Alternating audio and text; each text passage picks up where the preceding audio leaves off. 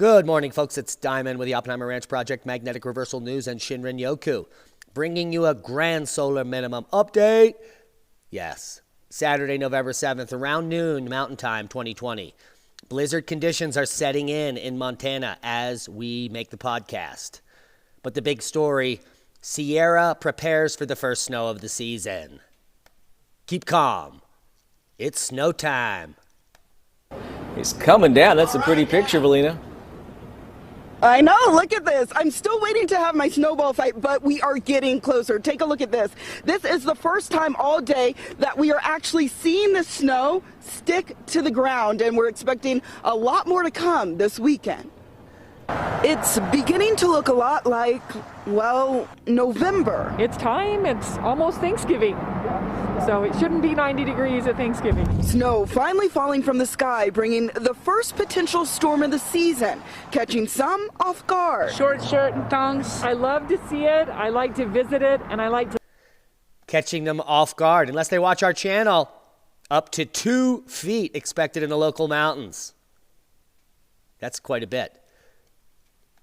And we have heavy snow possible Sunday across Montana. And let's see what they have to say. Good morning, folks. How's everybody doing today? I know, it's a nail biter. So here you can see that heavy system pushing that moisture in. Coming across Arizona. So they're going to be getting some snow and some rain down in the mountains of Arizona here, as well as New Mexico. We're the big winner here in the Four Corners region. Most of that moisture is going to fall here in the southwestern Colorado. But currently up in Montana, well, there's blizzard warnings in over 12 counties up in the northwest here. And we're going to get to those models in just a second. So hang tough. Not to mention that snow's going to be falling all across the west. Now, here's the GFS model. Let's just back it up. And here is your Saturday.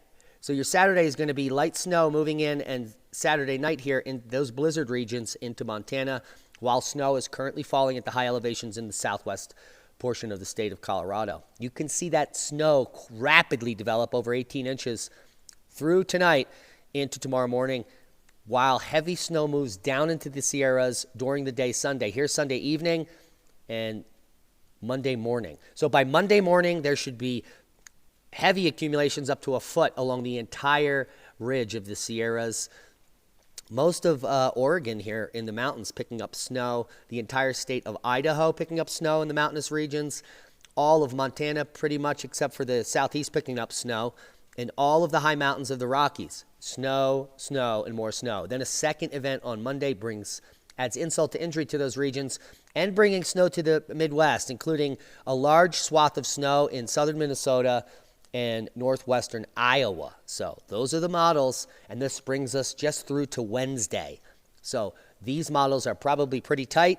Heed the warnings and be prepared. Powerful storm in the west. Ada forecast to approach southern Florida later this weekend. Now, this could be one of the longest-lived tropical named storms ever in history, and it is still going strong after over a week. A deep, cold storm will bring numerous impacts to the western states this weekend. Heavy and blowing snow will develop in Montana and across the Rockies and southern mountains, including the Grapevine in Southern California. Critical fire threats ahead of the front, and dangerous surf along the west can also be expected. Ada may produce up to 15 inches of rain for some areas in southern Florida, which is really the only warning for this storm. It's not going to be that powerful. It's going to be a heavy rain producer. The areas for concern for fire watch right here in the center of the state, that'd be eastern Nebraska or western Nebraska and northwestern Kansas, as well as parts of eastern Colorado. But this is quickly going to be overtaken by that system in about 24 hours. Now let's talk about Tropical Storm Ada. It's regaining strength with new warnings and watches in effect for Florida. So here is the Tropical Storm Ada, 10 a.m. Eastern Time warnings and watches. Tropical storm warnings for Cuba, tropical storm watches in yellow, and southern Florida here, as well as all the Bahamas and Grand Cayman. Here's the position of Ada. And let's jump over to the National Hurricane Center to get the most recent update, where we can see south of Cuba here. Ada is now Tropical Storm Ada at 50 miles per hour. It's approaching hurricane strength, but it's going to move over Cuba and then lose strength again and then regain it on the other side. So this is a nail biter, to say the least. let's look at the potential rainfall and the track. So first we're going to take a look at the track here. This is the current track, which is actually continuously moving further and further north. Yesterday, this hook was a little south of the tip of Florida. Now the hook is actually going to be hooking just south of Miami on the actual state of Florida.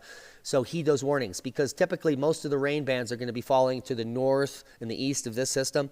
So this entire region is going to be within a deluge, and it's going to be slow moving. Here you see Tuesday and Wednesday barely goes anywhere, and it may actually come back and then hit the panhandle again somewhere east of Pensacola. So those are the current models. Now let's take a look at the total precipitated rain, and that's really where we get into that warning. 6 to 10 inches predicted for most of the southern tip of Florida. So flash flooding warnings. If you're in low-lying areas, be prepared or get out of Dodge for the most part. So heed the warnings for your local municipalities, and if there are evacuations, well, get out, period. Seismic update. A few quakes of note. We had a 6.0 on the tip of Antarctica here, South Shetland Islands. And we've had a moderate earthquake at 5 magnitude in Big Lake, Alaska. No other quakes of note, but we are in some interesting times. The sun is waking up. We have multiple sunspots, and we're just waiting for the big flare. Worldwide volcano news update. No significant volcanic upticks. Kluchaskov up in the Kamchatka blowing to 20,000, and just normal activity worldwide. So that's where we are there. Now, one of the world's largest great white sharks just pinged off of Florida. This is after just months ago it pinged off of Nova Scotia. Now it's being located in Key Largo. This is not a small shark. In fact, it's a gigantic shark. The female shark named Unamaki pinged on Sunday off Vero Beach, then a few days later off Key Largo. It's one of the largest great white sharks ever tagged. So, how big is it? Well, they claim that this shark is about 15 feet long, weighing over 2,000 pounds. That is Jaws, basically. And it could eat you in one bite. So, heed the warnings. That big shark is off the Florida Keys right now. Now, some interesting information I'm going to bring to the light here. U.S. Patent 6506148B2 confirms human nervous system manipulation through your computer and your TV. If you think subliminal messages are a thing, how about actual electromagnetic manipulation? Brainwashing. I'll leave you the article. You do your own homework. Now, the U.S.'s inability to count votes is a national disgrace and very dangerous. These tens of millions of mail-in ballots, very easy to fraudulently deposit in boxes or fill out for other people that are dead, don't want to vote, or whatever. So therein lies the problem. In this day and age, you would think that we would have an electronically secure voting system where everyone can vote in a 24-hour period. It's tabulated securely through the blockchain, and no one can fake a vote because everyone just gets one. And if you don't want to vote, you push, I don't want to vote, and then no one can vote for you. That type of system is what we need. The reason we don't have it is that so that political parties can manipulate the outcome, period. This is an excellent article by Glenn Greenwald, and I really think you should take the time to read it. Now, the mystery of glacial lake floods solved. Not really, but potentially a trigger for one of the expressions of these giant flooding events in Iceland called jokulips. I've brought them up before. This is when a glacier covers a volcano. The volcano is erupting under the glacier, maybe a mile of ice or very huge amounts of thickness, and it actually forms hot pockets of water in the glacier that then hit the surface and then actually melt a path out to the sea. And when they reach the sea, there's a huge outburst of water, typically millions or billions of gallons of water released all at once. The most deadly and largest flooding events recorded on Earth are these events. Now, what they did was they accidentally discovered a trigger. And this happens in the summer when these glacial melt lakes start to pool underneath of the glacier in the subsurface of the ice. If they have a conduit down to the lower areas where there's already a huge area melted, they can exchange heat. And this quick, rapid heat exchange, almost like an air conditioner or a heater, same thing, rapidly melts that water and forces it out of the system. So if you want to know more about jokulips and how potentially some of them are formed, you could probably read this article and get yourself up to speed if you're a geology geek. Now, I'm a permaculture geek as well as a geology geek, and one Tasmanian's 54-year-old obsession to catalog all of the world's edible plants to end malnutrition and starvation is making the headlines around the world. This database unlocks secrets to all the wild edibles in some of the most remote and foreign regions. Now, Bruce French is responsible for this database. In the 1970s, agricultural scientist Bruce French was living and working in Papua New Guinea. And while there, he noticed that many villagers suffered from disease and malnutrition while they were surrounded by nutrition in the jungle. So he made it his life's work to catalog these plants and offer it for free to the public so that they can survive and thrive in a grid-down scenario like we're entering. So if you want to get up to speed with Bruce French, I'll leave you links to the Food Plant Solutions. That's foodplantsolutions.org. This is the website where you can contact Bruce and click the links and get some of the information on that catalog that he's offered. Now, we're planning a big trip. We've been planning it for days. It's going to be next week, midweek, and we're going to be going out to the Butler Wash archaeological area and getting some exclusive access to some of the best preserved Anasazi ruins in the world. And they're not here at Butler Wash right there. Those are some of the most easily accessible, well-preserved Anasazi ruins in Butler Wash.